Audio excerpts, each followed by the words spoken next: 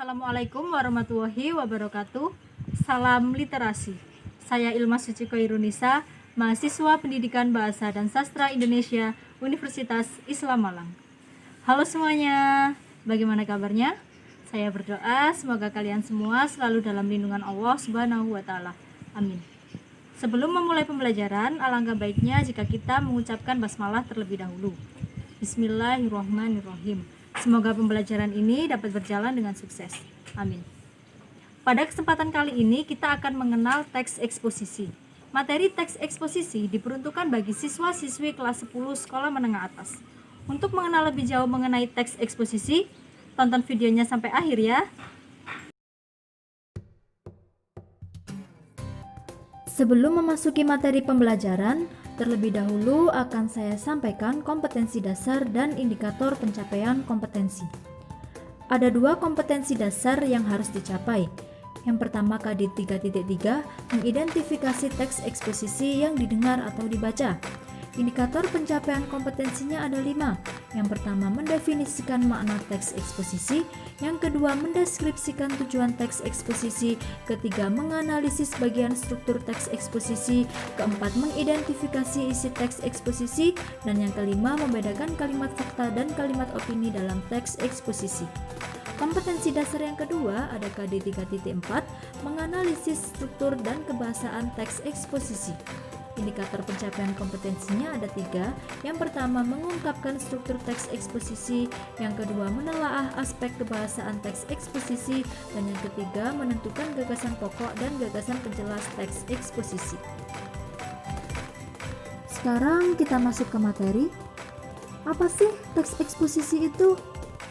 Teks eksposisi merupakan suatu karangan yang berisi paparan suatu fakta atau kejadian tertentu, pikiran atau pendapat yang disampaikan dengan sejelas-jelasnya.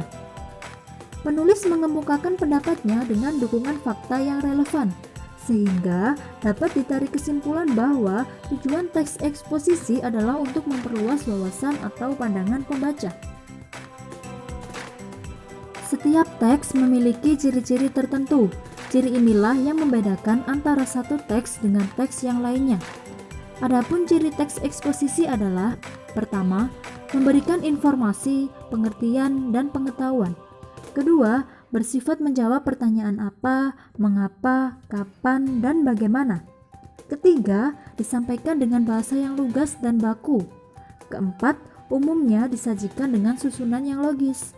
Yang kelima, disajikan dengan netral dan tidak memaksakan penulis kepada pembaca. 5 ciri inilah yang membedakan teks eksposisi dengan teks yang lain. Selanjutnya kita beralih ke struktur teks eksposisi. Teks eksposisi terdiri atas 3 bagian, yaitu yang pertama permasalahan, yang kedua argumentasi, dan yang ketiga rekomendasi. Bagian yang pertama permasalahan ini biasa juga dinamakan dengan tesis. Bagian ini berisi persoalan, isu, atau pendapat umum yang merangkum keseluruhan isi teks. Ulasan singkat mengenai topik bahasan disajikan pada bagian ini. Bagian struktur yang kedua ada argumentasi. Bagian ini berisi penjelasan lengkap yang mendukung topik bahasan yang telah dipaparkan pada bagian permasalahan.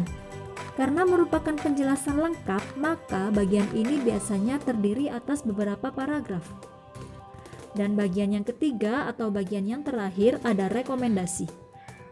Bagian struktur ini merupakan bagian dari struktur teks eksposisi yang menegaskan pendapat awal serta menambah saran terhadap permasalahan yang diangkat. Inilah mengapa struktur rekomendasi biasa juga dinamakan dengan penegasan ulang. 3 struktur ini merupakan struktur teks eksposisi yang harus ada pada suatu tulisan. Sekarang kita beralih ke kalimat fakta dan kalimat opini. Kalimat fakta merupakan suatu kalimat yang di dalamnya terdapat sebuah informasi yang sebenarnya, sehingga kebenaran kalimatnya dapat dibuktikan. Sedangkan kalimat opini merupakan suatu kalimat yang berisi hasil gagasan, pendapat, atau perkiraan yang logis tentang suatu hal. Antara kalimat fakta dan kalimat opini memiliki perbedaan, sehingga untuk membedakan keduanya harus dilihat dari perbedaannya juga. Perbedaan yang pertama, kalimat fakta berisi data-data yang sifatnya kuantitatif dan kualitatif. Kuantitatif artinya data berupa angka, sedangkan kualitatif berupa pernyataan. Di sisi lain, kalimat opini tidak memiliki narasumber. Perbedaan yang kedua, kalimat fakta mempunyai data yang akurat, baik tanggal, waktu, tempat, maupun peristiwa. Sedangkan kalimat opini berisi pendapat tentang peristiwa atau masalah yang terjadi. Perbedaan yang ketiga, kalimat fakta dikumpulkan dari narasumber yang terpercaya. Sedangkan kalimat opini menunjukkan peristiwa yang belum pasti terjadi atau masih akan terjadi di kemudian hari. Perbedaan yang keempat, kalimat fakta bersifat objektif, sedangkan kalimat opini bersifat subjektif. Dan perbedaan yang terakhir, kalimat fakta informasinya berasal dari kejadian yang sebenarnya. Sedangkan kalimat opini biasanya ditandai dengan penggunaan kata seperti bisa jadi, sepertinya, mungkin, seharusnya, sebaiknya, dan yang lainnya. Di sana ada contoh kalimat fakta dan kalimat opini. Pada tabel sebelah kanan, terdapat contoh-contoh yang merupakan kalimat fakta. Dapat dinamakan kalimat fakta karena kebenaran datanya, kebenaran kalimatnya dapat dibuktikan. Dibuktikan baik dengan data kuantitatif maupun kualitatif, baik berupa angka maupun berupa pernyataan. Di sisi lain, pada tabel sebelah kiri merupakan kalimat opini. Contoh-contoh kalimat opini tersebut dinamakan kalimat opini karena merupakan gagasan atau penafsiran dan pendapat mengenai suatu hal, mengenai suatu masalah, dan mengenai suatu topik. Selanjutnya kita beralih ke kebahasaan teks eksposisi. Ada 6 kebahasaan teks eksposisi. Yang pertama pronomina, yang kedua leksikal, yang ketiga konjungsi, yang keempat adjektiva, yang kelima afiksasi, dan yang terakhir kalimat aktif transitif dan aktif intransitif. Kebahasaan yang pertama ada pronomina atau kata ganti. Ini merupakan kata yang dipakai untuk menggantikan orang atau benda. Contohnya, kekayaan itu menjadi aset kebanggaan negara. Kata itu merupakan pronomina.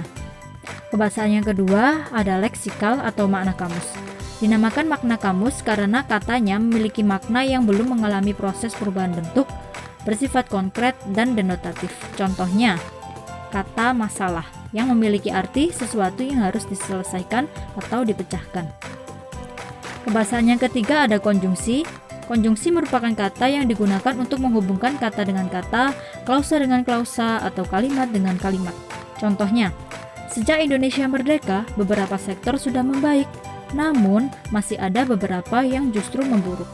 Kata namun merupakan konjungsi. Kebahasaan yang keempat ada adjektiva atau kata sifat. Adjektiva adalah kata yang menerangkan nomina atau kata benda maupun pronomina atau kata ganti.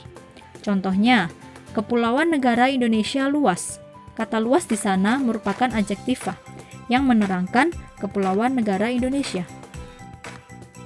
Kebahasaan yang kelima ada afiksasi atau pengimbuhan. Ini merupakan proses pembentukan kata dengan cara menggabungkan afiks pada bentuk dasar. Contohnya yaitu, kemiskinan menjadi fenomena sosial yang memprihatinkan. Kata kemiskinan dan memprihatinkan merupakan kata afiksasi yang mengalami proses pengimbuhan. Dan kebahasaan yang terakhir ada kalimat aktif transitif dan kalimat aktif intransitif.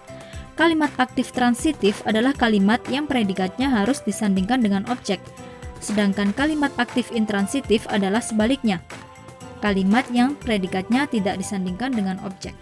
Dari penjelasan tadi dapat disimpulkan yang pertama, teks eksposisi merupakan suatu karangan yang berisi paparan fakta atau kejadian tertentu, pikiran atau pendapat yang disampaikan dengan sejelas-jelasnya. Struktur teks eksposisi terdiri atas 3 bagian. Yang pertama, permasalahan, yang kedua, argumentasi, dan yang terakhir ada rekomendasi. Teks eksposisi terdiri atas kalimat fakta dan kalimat opini. Selain itu, ada pula yang dinamakan gagasan pokok dan gagasan penjelas, serta ada 6 kebahasaan teks eksposisi. Demikian tadi yang dapat saya sampaikan.